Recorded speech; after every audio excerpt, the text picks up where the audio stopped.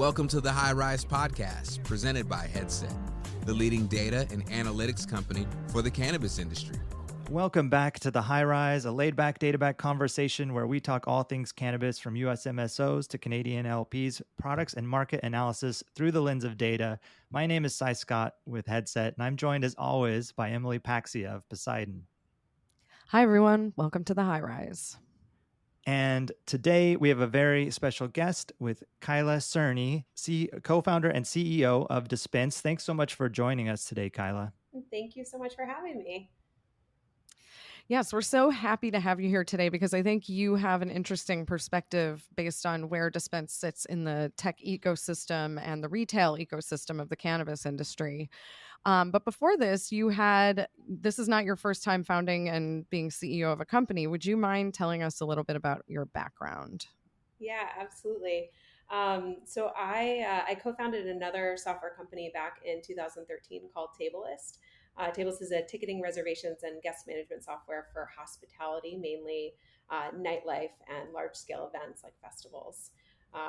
So yeah, that was kind of my first one, and here we are. And when was that? That was in 2013. Yeah. So as you can imagine, made a lot of mistakes first-time founders make. It was like a crazy roller coaster of kind of learning, all about sort of B2C, and then, and then shifting things to the B2B side. Yeah, it's been a crazy, crazy journey on that side. It's really interesting because at Poseidon, it's hard to find founders who've actually gone through the experience coming into cannabis. But actually, both of you have had experience founding other companies prior to the companies that you're now in.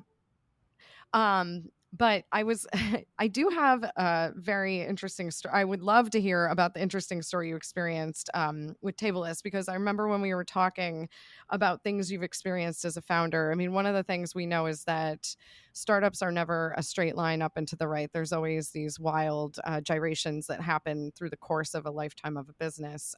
But when you were at Tablelist, you had one very well-known experience. Would you mind telling us about that? Yeah, absolutely. So, we're about 5 years in. It was 2017. At that point, we had actually just acquired a venue management software. So I was kind of overseeing that acquisition and integration with our consumer tech. But nobody really knew this. Tablelist was actually the ticketing provider for the Fire Festival. And everyone, I think, knows how that played out. But what most people don't know about the story is that Tablelist actually got stuck with all the chargebacks for the Fire Festival. So it obviously put us in a really horrible position because on one hand, you want to make sure that all the customers get their money back, right? It was a total disaster.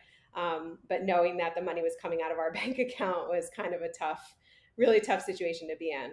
At the end of the day, what ended up happening is we went from a team of 23 people down to 5 people pretty much overnight. And that was actually when I took over as CEO. So I was COO prior to that. I took over as CEO, and I spent 4 months negotiating with our payments processor to try and come up with some sort of solution so that we could actually continue on as a business. And then from that point, I don't know, maybe I was just really stubborn. Maybe I should have given up, but I just didn't want to. I really believed in our business. And it really just forced us to think about things differently. Like we had to think about how can we continue on with just 5 people and no funding and all these challenges that we're facing. And really what it forced us to do is just think about how we could solve problems with building better tech, right? Like how do we build more automation? How do we build more tools for our venue partners? How do we focus on driving recurring revenue so that we can, become profitable and stay afloat? And so those are all the initiatives that we took. And we did. We actually rebuilt the company. And in 2019, it was actually the best year we ever had at Tablelist. And then we launched a brand new version of our software. We were operating in so many countries, so many venues. And then COVID hit and shut everything down. Kind of, yeah. Enter an essential industry, cannabis. Right. And I mean, startups are certainly a roller coaster. I mean, that cliche is so true. But I mean, that story, I mean, that's the roller coaster to trump all roller coasters. Like, I mean, the Fire Fest. I watched one of the documentaries. I think there were Which two of one? them. Yeah. Yeah, The Hulu yeah. one I thought was better. I think I watched the Hulu one. I think I'd heard that, so I watched that. And I mean, I can see, hindsight, it's like, oh yeah, that was going to be a disaster, and you have all this information. But at the time, it looked, I can see, it was going to be a big deal, right? Sure. This island festival, and I'm sure that was a huge win when you guys got that deal. 100%. I mean, we were, it was between us and Eventbrite, right? And the reason why they picked us was because we were a small team and we were actually able to like white label everything. That's why no one knew it was Tableless. It was just everything was white labeled. But yeah. Right. Because again, hindsight, right? Like how would anybody have known? And then you had to go from that into, surviving that, which I don't think a lot of people did. And, then right into the COVID world, brutal. So was that, is that when you started thinking about, what's next at that point? And, how did you align on cannabis as the opportunity? Yeah, so I can't even take credit for it. My whole mindset before was always hospitality tech. That was just what I had thought about, and I knew very little about the cannabis world. But it just so happened that the founder and former CEO of Ascend Wellness was actually familiar with Tablelist. And he called me during COVID because they had a really busy location in Collinsville, Illinois, really busy dispensary that was doing over 1,000 orders a day. And they were going to get shut down because they weren't being compliant with social distancing. And they needed some type of a ticketing or reservation software just to help them manage the flow of customers that were coming in and out of the store. And he was desperate. He was like, we need some type of a ticketing software that can just help us manage the flow of customers. And we need it like tomorrow. Um, and so, for us, it was, at that time I'd furloughed our employees, right? Again, just trying to stay afloat, trying to figure out ways to like generate revenue. And so we thought, my co-founder, who's our CTO, and I just thought, well, we can do this. Like, there's no reason why we can't actually support something like this. So we started working with their retail team and really just kind of dove right into learning about, cannabis retailers. And I think one of the most surprising things we learned is that a lot of the software that we had built for hospitality actually worked really well for cannabis retail. And there were a lot of similarities there. And so as their team was using our software, they were, realizing the same thing. And they were like, wow, you have really cool features and you have some, cool functionality. Like, can you build more stuff for us? Can you build more functionality for us? And that was how Dispense was born. I think, at that point, again, I didn't even know what an MSO was. So I was like really just, green when coming into this space. And sometimes that's the best way to learn, right? Because you have no sort of preconceived notions of how things should work. It's just, you're just open to learning. And so, we ended up learning that, there was a lot of sort of improvements that needed to be made on the e-commerce side for retailers. There were a lot of improvements that were needed on the order management side. And we were fortunate to be able to, build both of those things so that it worked for a large enterprise customer like an Ascend Wellness. Yeah. And I mean, I can just say I was sitting on the other side of the table at that time as an investor in Ascend, and it was still a private company. So, I was getting these updates about the volume of human beings through the door over there. And it was, I mean, when Illinois opened, it was cold and people were still waiting in line. And then the pandemic came and people were still wanting to get through this door once it was, of course, deemed essential.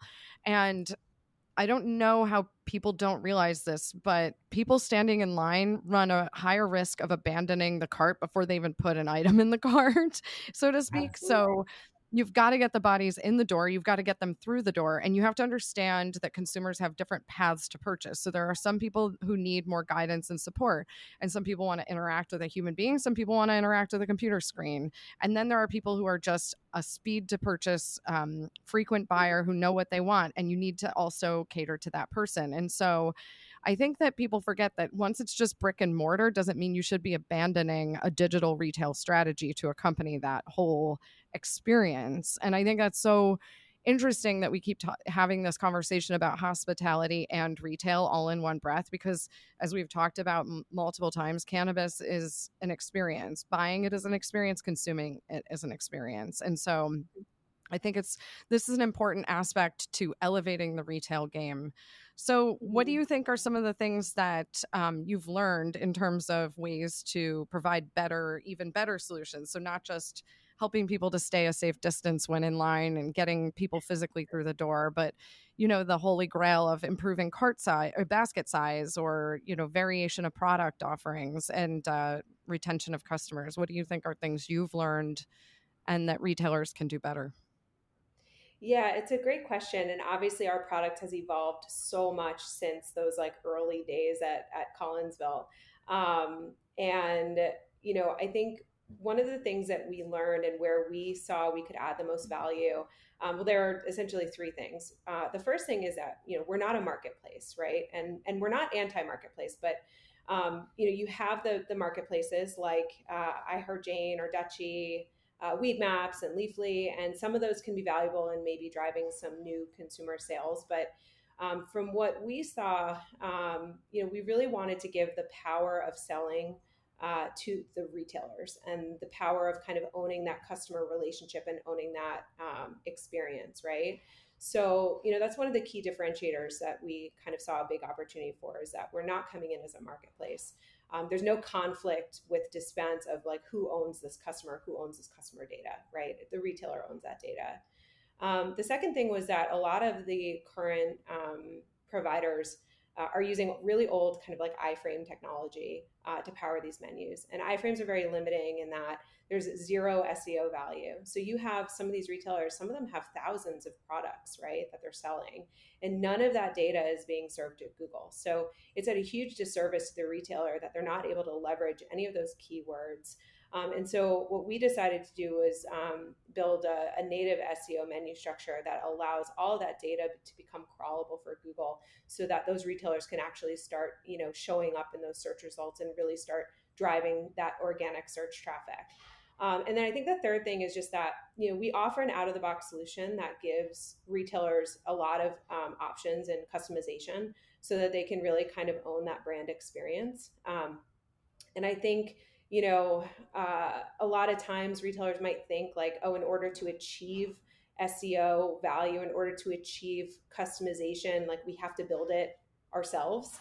And that's not the case with Dispense. Like we're really giving it to them out of the box so that they can launch really quickly and start really benefiting from, those improvements to what we've seen in the market currently. So coming from kind of maybe a more traditional category into the cannabis category here with Dispense, how has it kind of met expectations? Is it different? Is it kind of the same thing, just a different vertical?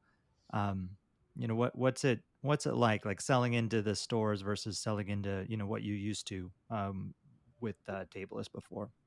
Yeah, so it's a great question. I think having like now this is sort of my second time around being a founder.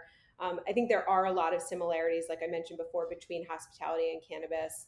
I think between the tech, but also sort of that selling experience, right? I think at the end of the day, one thing that holds true for both industries and probably way more industries is just building that trust and that relationship, whether it's through really good customer service or through really good tech that is just trustworthy and easy and simple and is not intimidating. And anyone that has never used an e-commerce software before and is launching can feel really comfortable and confident in using a software like Dispense, right? It was very much a similar experience on the hospitality side, is that having that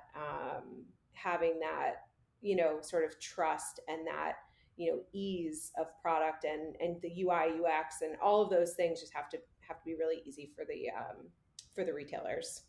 Do you find the retailers are coming to you kind of knowing that they need systems like this, or is it more of you reaching out, talking about the benefits of systems like this? Yeah, so we have not actually done any outbound sales yet. So Oh, wow. all of our sales have been inbound and referrals through either various partnerships and integrations that we have, or through team members that are so happy or using us, or actually our I think our best one was. We just signed on a very large MSO, and this MSO, the CEO happened to go to a dispensary that was powered by Dispense, and he loved the experience so much that he just called us and was like, I want this in all of my stores. And so those are kind of the best types of referrals that you can get, is when people are actually using the tech and they love it so much that they want to launch it in their own stores. So it's been more of that than anything at this time. That's pretty good. Have you considered doing outbound, or is it kind of just a state, like the stage of life of your startup right now, or you Yeah, guys at capacity? What's behind that decision? it's just we just haven't had a chance yet, but we are planning on doing launching some outbound campaigns in 2023. So, our team right now is 14 people. We only have one salesperson, but we are growing very quickly. So we will be adding that to our roadmap for 2023. No, that's awesome. Yeah, I envy you to not have to actually do any outreach sales, but that's the best. You're right. That's the best way to do it when you're getting referrals and people are just experiencing it firsthand. Um, let's talk. I mean, you guys do some data. We do data at Headset, and I just love, on this podcast we talk a lot about data. So, Mhm. one of the things when we're talking about, the customer and customer expectations, at Headset we do a lot of evangelizing of data. I think a lot of people understand that data can be beneficial. I think the challenge often is, well, how do I use data? That's the question they're asking themselves, right? Like, I know I Mhm. need to use it, but how can I use it? And we're always trying to find ways to give them the information that is what they need in the manner that they need it. And it's not an easy problem because when you look at the cannabis category, there are the MSOs, which generally are a bit more sophisticated, maybe have a larger staff. They might even have analysts, or people that are used to handling large amounts of data, all the way down to the mom and pop, the single store operator that can still benefit from the insights that data can provide. So it is a lot of work on our part to kind of navigate that and kind of meet our customers where they're at, depending on the type of customer they're at. So I feel like we spend a lot of time talking about how to leverage data. Do you guys have any, with all the data that you're gathering, the customer experience, people coming through and adding things to their cart via the website, like how do you guys at Dispense leverage that? Mhm. And is it like a basic conversation? Does everybody kind of understand how to use it, or is there some education that Dispense is doing for the clients? Yeah, it's a great question, and I have a couple of I think notes here. I think one of like the big misconceptions, is that especially if you're a smaller retailer that maybe doesn't have like a huge budget, or isn't very technical, is that you have to, spend a lot of money or do some sort of customizations or be very technical to, really understand how to use data or how to even leverage, SEO or put a successful sort of strategy in place. And we're trying to do our part in educating them that like there are providers out there that can actually like really help you with this, so that you don't need to spend a lot of money or have those resources readily available. One example, recently, so we just did probably our largest product release ever a couple weeks ago. And one of the big holes that we saw on the e-commerce side was that, again, current providers are very, they don't give a ton of detail around like abandoned cart information, and that information can be really, really, really powerful when you're thinking about how to remarket to customers that have abandoned their carts. So we just launched our first public API, which is our cart API. And what we're doing is we are giving full access to retailers to be able to see, who abandoned their carts, how much time they spent, what was in that cart, what was the value of that cart. And then they can use that data to create really specific sort of retargeted campaigns to get that customer back in and make that purchase. Right now, the only thing that's available to retailers is just that there was an abandoned cart, right? And so when you're not getting really granular and knowing the ins and outs of what actually was in it, then there's no way that you can be really effective in retargeting that customer. So, that's just one example of how we're trying to really help that experience with retailers across, whether you're a small mom and pop or enterprise level. That should really give them a big sort of leg up on having access to that kind of data.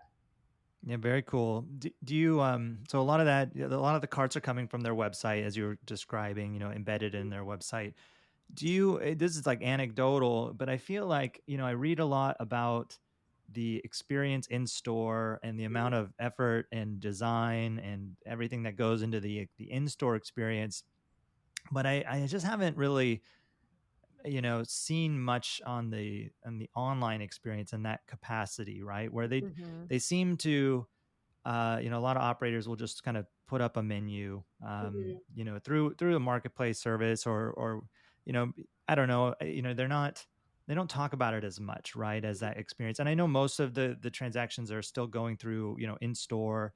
I know with COVID, it did, drive more online. Mm-hmm. But, when you think about, traditional retail, I feel like the big box retailers, the Walmarts, the Targets of the world, very much treat their online experience as like a first class experience. Mm-hmm. Do you find that to be more of the case, from the people that you're working with, that they are thinking about, what is that customer experience from the digital experience, visiting the website, and how do they, discover the products that they want to purchase, all the way through to the transaction and the delivery or the pickup? Is that becoming more of a conversation? I guess since it's mostly inbound, I assume that, they're reaching out because of that reason. But yeah, what do you think? Because I feel like it's a bit of an imbalance, just the way that these operators talk about their in-store experience and so rarely talk about their online experience. Yeah, 100%. And I think it's definitely something that retailers who are doing their research and starting to kind of understand the value that a really good, not only online menu, but like just having a really good customer experience. So making sure that you're discoverable, whether people are searching for like a specific product, making sure that your website is actually showing up first so that they find you to purchase that product. And then making sure it's a really, really easy customer experience. Like, I know Emily and I have talked about this before, but just like make the checkout really easy. Like, there shouldn't be any friction. Make it really like fully optimized for mobile buying. 80% of online orders are coming in through mobile, right? Just make it simple and easy and fun for the customer to want to place that order, because then it translates into their in-store experience, right? Another thing that we do is kiosk ordering. And so one thing that's really nice is that if you can have a website, like an online ordering experience or pre-ordering experience that's similar to your in-store as well, creating that cohesiveness, so that customers are familiar with it, right? They're seeing the same banners, they're seeing the same, category icons, they're seeing the same products and the same orders, and just creating that familiarity. It's really, really important. And we're seeing really incredible results across the stores that we are working with currently. Talking about data, another kind of cool note on the in-store experience is that we see across our kiosk orders that people actually spend $25 more ordering from a self-service kiosk than doing a walk-up order with a bud tender. Wow. And it's really interesting when you start to see some of that data, right? And we really encourage, especially our high volume retailers, to add that self-service kiosk ordering, because it makes for a really more seamless experience, right? But also people are spending more money when they're ordering by themselves. That's such an interesting metric, because I would assume that the bud tender is going to be driving a lot of the upsell. So much of it is that interaction in a store where the bud tender is like, hey, have you tried this? Or you should consider this, versus, looking at a screen. I can imagine, online, it's easier because you're just kind of, you're adding to your cart, and maybe you have time to swing by the bank and get some cash. It's like the stores that now take some form of card. Generally those transactions are higher, right? Because you're Sure. not like limited by that. I only have $60 in Gosh. my pocket. Yeah. So yeah, but I'm surprised like that maybe the bud tenders are just doing a really poor job, and your system's better. What is it? What do you So think is it that's driving those larger carts? So I think these are just assumptions that I would make, right? It's like I think Sure. some people are shy. Like some people walk in, they walk up to a bud tender, and they're like, what do you recommend? And the bud tender will say, well, we recommend this product based on what you're looking for, and they're just like, great, okay, I'll take that one product, right? But if they're kind of in the store and they're looking at the products on a huge screen, right, and then they see products that are similar, suggested to them, or more by that brand, and they're not kind of tied to like having this one-on-one conversation, feeling pressure of maybe people waiting behind them or whatever it is. They end up just adding more items to their cart. At least that's the data that we're seeing. And I'm sure that there are instances too where people feel more comfortable ordering from that bud tender and having that like person to person experience. But I think there are definitely a large number of shoppers that like to kind of go in, browse on their own. Like I'm one of them. I don't want to talk to anybody when I walk into a store, right? I want to kind of see what I see and see what I like, and make that purchase. So Yeah, I feel for me, I don't mind talking to people, to the bud tenders, and often I enjoy it if I'm in like a new area, kind of yeah, new store or whatever, new products. But I feel bad about like wasting their time, like because I'll ask them like 100 questions. I'm very unique, right? Just because we're close to this, we're in this industry, so I'm like super fascinated by the brands and the products, and I like have to ask a question about everything. So I always like I don't know, but then I end up buying like one thing in the yeah. end. So being able to browse somewhere more readily, I could see some advantages for me as well. I wonder if those Emily, carts. Emily, oh, sorry. I was gonna say, Emily, what kind of shopper are you? Yeah. So I'm actually I'm quite shy, but I do force myself from a market research standpoint to talk to bud tenders everywhere I go, so I can try to see what it's like in each market. I do. I do feel like I do more when I'm doing it digitally and then walking. Although, actually, it really depends. Like in California, at for example, Spark, you can walk around and literally put products in a basket, Yeah. and periodically Yeah. interface with a floor attendant to say like, "Oh, have you heard anything about this strain or this?" Or and I do think there's some real digital opportunities even at that point. But the pressure when in the format where the retail environments, because of regulatory restrictions, forces you to that single, you're at the point of sale, kind of firing off questions, trying to quickly ascertain what's going on. I think it is that pressure, that time piece, and you don't want to take away from that person moving other people. There's usually a line, but I think there's two other big things that happen with the bud tender. One, I think that a lot of bud tenders or retail associates are enthusiasts on the category and have a different tolerance than someone like me. And I hear this a lot from my friends who are more, I would characterize, low dosage or canna curious about new products. And they go into a store, and for some reason, a bud tender is going to recommend that they try a concentrate. And it's not a good fit for that person. Just because Right. the bud tender likes it doesn't mean it's the right fit for that consumer segment. And I think that then what happens is that person feels like out of their depth and kind of confused, and may even buy the concentrate and just walk out Sure. with that because they're kind of like pigeonholed. And I've heard this from multiple people here in California, where we have some of the longest running retailers I can think of. And so if that jump isn't happening, where they're not getting steered into the right product forms or categories or doses, I think that can create a real limitation to the basket. So I do think there's a little bit going on there. I think some of the formats I've seen that worked really well is where you have a retail concierge who's at a almost like at a hotel desk, kind of like to sit down and talk with people and kind of consult, versus you get to the point of sale and all that pressure is on you. And then you also have the digital piece. So it's a great mix of ways for people to learn. 100%. Yeah.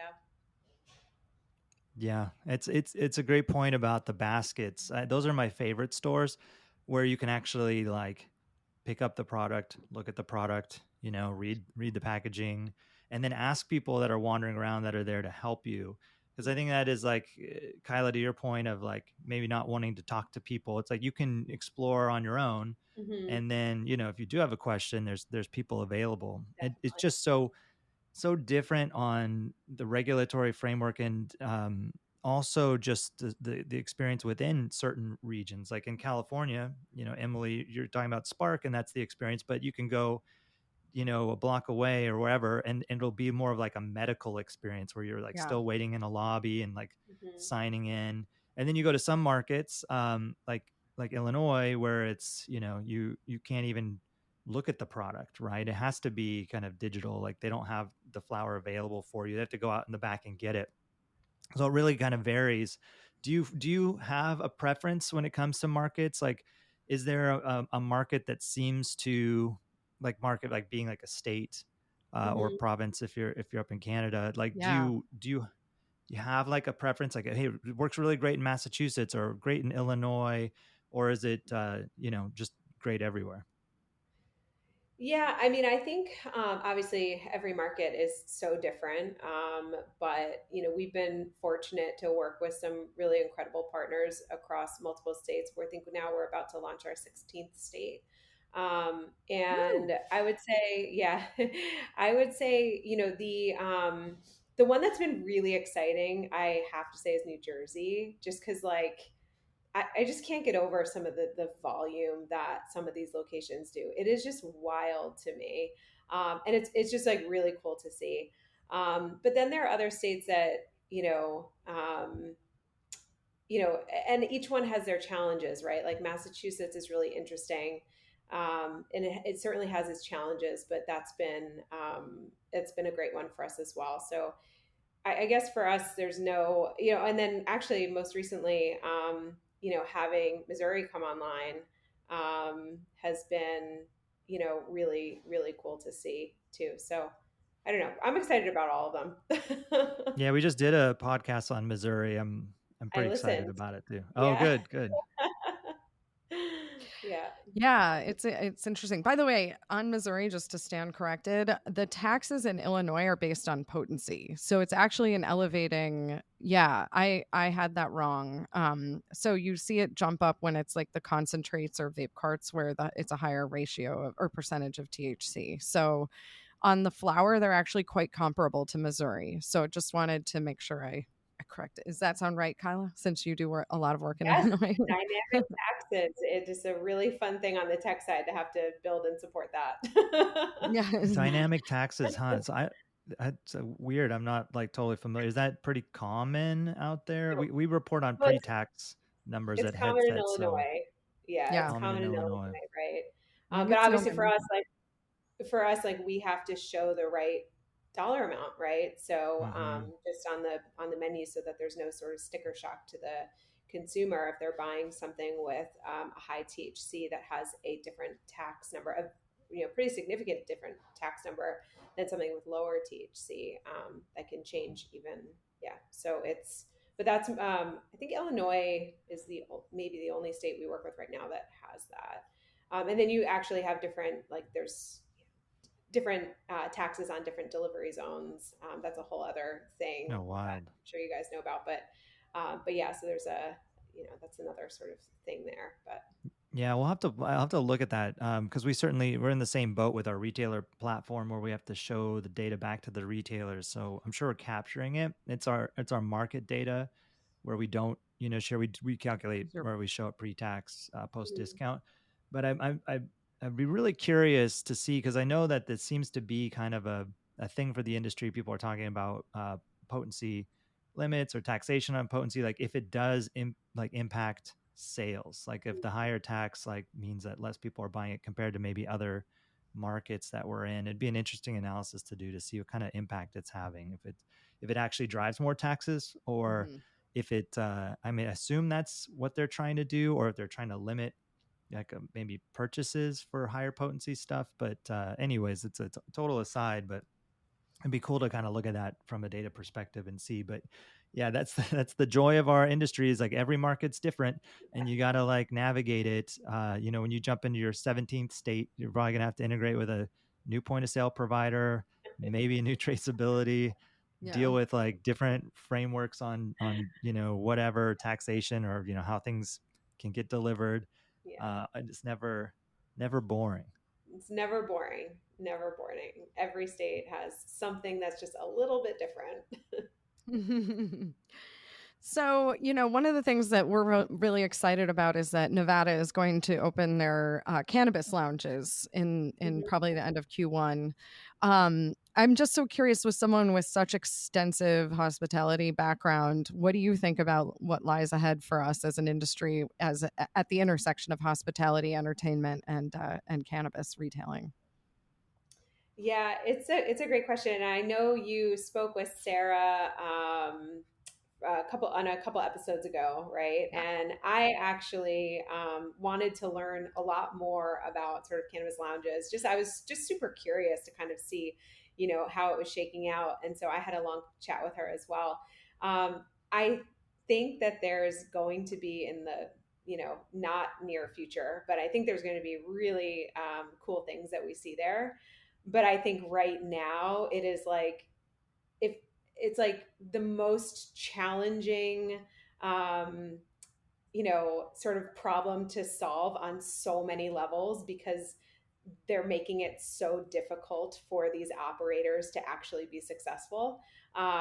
Just from what I've learned, in the little research that I've done. So I'm excited for I think the long term. I think that it could be really cool when you actually start to see these lounges really opening up and having maybe not such crazy restrictions. But right now, from what I've learned, it's like there have to be 2 point of sale systems, 2 reservation systems. Like you can't, you have to only consume on site. There has to be like a separate smoking lounge. There has to be there's just so, and some of them you can't even serve food or beverages. So it's like, it's just crazy. So I hope to see a lot of those restrictions kind of lift and that it makes it a little bit easier.